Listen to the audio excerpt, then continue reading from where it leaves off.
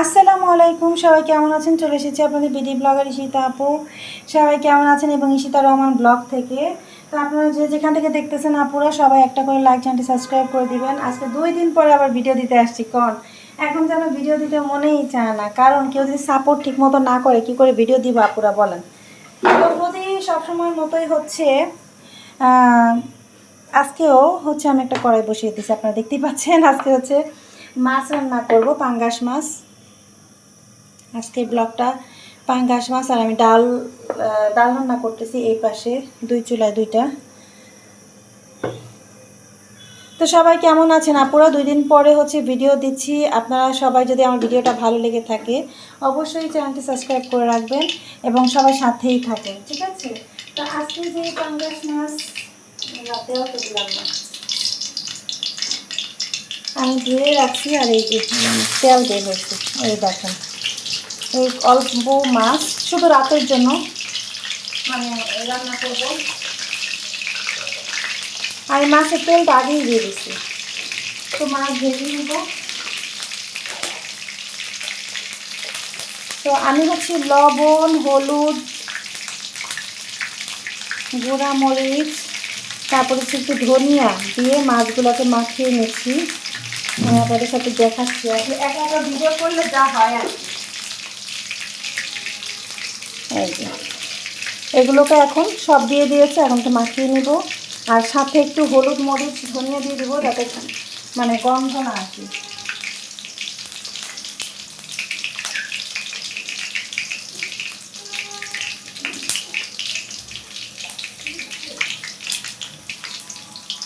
একটু হলুদ, ধনিয়া, হলুদ, মরিচ, ধনিয়া লাগিয়ে দিচ্ছি এর সাথে।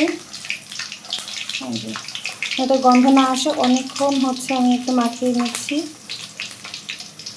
আদা রসুন দিলে হয় কি গন্ধ আসে না।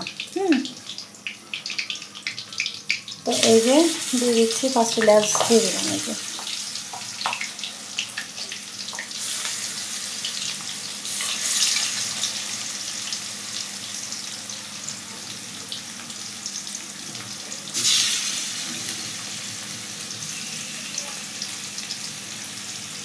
তো এই হচ্ছে মাছগুলোকে ভেজে নিচ্ছি। আজকে আমার ছোটো কড়াইতে রান্না করবো না, আজকে হচ্ছে এই কড়াইতেই হচ্ছে আমি ভাজবো।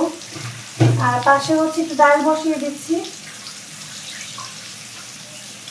রাতে রান্না তো বেশি কিছু করবো না, জাস্ট শুধু মাছ ভুনা করবো আর হচ্ছে ডাল রান্না করবো। শর্টকাট একটা রান্না, তবে ভিডিওটা বেশি লং হয়ে যাচ্ছে, সবাই আমার সাথেই থাকেন। এই যে আমি মাছগুলোকে উল্টে দিয়েছি। খুব সুন্দর একটা ঘ্রাণ ছেড়েছে। অনেকে বলে পাঙ্গাস মাছ থেকে নাকি গন্ধ আসে, তা আমি বলবো যে হলুদ, মরিচ, ধনিয়া দেওয়ার আগে আপনারা আদা রসুন যে দেন সেটা দিয়ে একটু মাখিয়ে রাখবেন আগে কিছুক্ষণ, দেখবেন কখনোই মানে গন্ধ আসবে না। মাখিয়ে রাখলে আর একটু ভেজে নিলে মানে খুব সুন্দর একটা স্মেল আসে। এই যে এখন মাছগুলো ভাজা হয়ে গেছে, মাছগুলো উঠে রাখতেছি আমি। এত তেল উঠছে মাছের, ওই যে তেল ফার্স্টে দিয়ে দিলাম। মাছের তেল আসলে মাছের তেল দিয়ে রান্না করা যেত, এই মাছের তেল বেশি দেওয়া লাগে না আসলে। আমি তো কড়াই মেজে দিচ্ছি না, মেজে মাজলে হচ্ছে পরে হয় কি মাছগুলো উঠতে চায় না, এই জন্য হচ্ছে আমি তেলগুলো দিয়েছিলাম বেশি করে, তাও খুব সুন্দর উঠে গেল।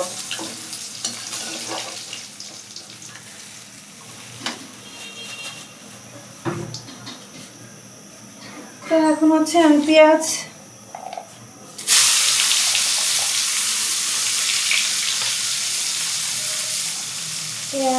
তারপর হচ্ছে কাঁচামরিচ দিয়ে দিচ্ছি।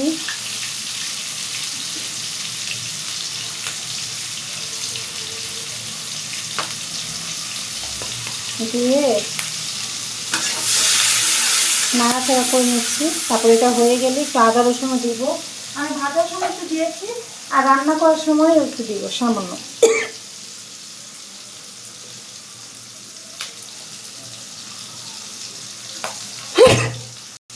তো এই যে আদা রসুন এটার মধ্যে হচ্ছে আপনাদের এই যে এলাচ দারচিনি দেওয়া। আর আমার রান্না করতে আসতে অনেক হাঁচি আসে, চলে আসে, এই মানে মশলার ঝাল নিতে পারি না, দূরে দূরে রান্না করতে হয়, খুব দূরে দূরে রান্না করি বা খুব অকওয়ার্ড লাগে। এই যে একটু পানি দিয়ে দিলাম কষানোর জন্য। কোথায় আমি আর কোথায় হচ্ছে আমার তরকারি রান্না করতেছি, তাহলে বলছেন।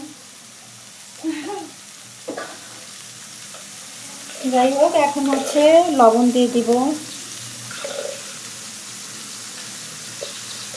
পরিমাণ মতো। আমি একটু আলুও দিব যাতে মানে বাচ্চারা খায় এই কারণে। আর একটু হলুদ দিয়ে দিব, একটু গুঁড়ামরিচ। এই গুঁড়ামরিচগুলো অনেক ঝাল হবে, নতুন নিয়ে আসছি, মানে ভাঙ্গায় নিয়ে আসছি, দেখে মনে হইতেছে অনেক ঝাল হবে। এই যে ধনিয়া দিয়ে দিলাম। তো সব কিছু দিয়ে এখন এটা নাড়াচাড়া করে তারপর হচ্ছে মশলাটা কষিয়ে নিব। তারপর হচ্ছে আলু দিয়ে দিব, টমেটো দিয়ে দিব। আজকে খুব বেশি রান্নাবাড়া করবো না, জাস্ট শুধু এই দুইটা জিনিসই হচ্ছে। আমার ডাল এক চুলায় দিয়ে দিয়েছে, হইতেছে, আর এক চুলায় হচ্ছে এই মাছ। দেখেন এই যে মানে হয়ে আসছে। এখন এর মধ্যে হচ্ছে আমি এই যে কাটা আলুগুলো দিয়ে দিচ্ছি, কেটে ধুয়ে রাখছি।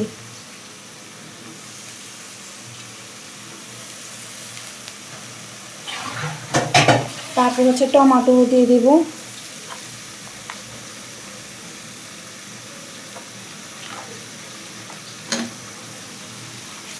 দিয়ে এই যে নাড়াচাড়া করে একটু ঢেকে রাখবো, যাতে কষানো হয়ে গেলে মাছটা দিয়ে দিব। অনেক টেস্টি হয় এইভাবে রান্না করলে। আমি জানি না আপনাদের কাছে কেমন লাগে। অনেকে পাঙ্গাস মাছ পছন্দ, অনেকের পছন্দ না, কারণ হচ্ছে গন্ধের জন্যে। ঠিক আছে, অনেকের কাছে নাকি গন্ধ লাগে, কিন্তু আমি যে সিস্টেমে রান্না করি এভাবে একটু রান্না করে দেখবেন যে কোনো গন্ধই হয় না। ঠিক আছে, কোনো গন্ধ লাগে না। কষানোতেই অনেকটা সিদ্ধ হয়ে আসছে, কিন্তু আমার তেল হচ্ছে বেশি হচ্ছে, মাছের তেল সহ। আমি এখানে একটু পানি দিয়ে দিচ্ছি, আর একটু পানি দিব সামান্য সিদ্ধ হওয়ার জন্য। আর একটু দিব, শেষ। এখন হচ্ছে একটু ঢেকে রাখি, সিদ্ধ হয়ে আসলে মানে বলকটা আসলে মাছ দিয়ে দিব। এই যে বলক চলে আসছে, এখন যে ভেজে রাখছি মাছগুলো, সেই মাছগুলো একে একে দিয়ে দেব। দেখেন মাছগুলো ভাজা কত সুন্দর হয়েছে। মাছ ভাজা হচ্ছে যদি সুন্দর হয়, তরকারি এমনি দেখতেই আসলে ভালো লাগে, মজা হয়, টেস্ট। এই যে তো আজকে আপুরা পুরো হচ্ছে এই রান্নাটা আপনাদের সাথে পুরোটাই শেয়ার করলাম। একটু আমি টার্ন করিনি, একটু আমি কপি মানে কোনো কিছুই করিনি, মানে কোনো কিছুই করিনি, জাস্ট একদম ডাইরেক্ট রান্না করে আপনাদের মাঝে দিয়ে দিলাম। সো কেমন লাগলো সবাই কমেন্ট করে জানাবেন। আমি একটু ঝোলটা আরও কমাবো। তো এখন হচ্ছে এটাকে একটু ঢেকে দিই।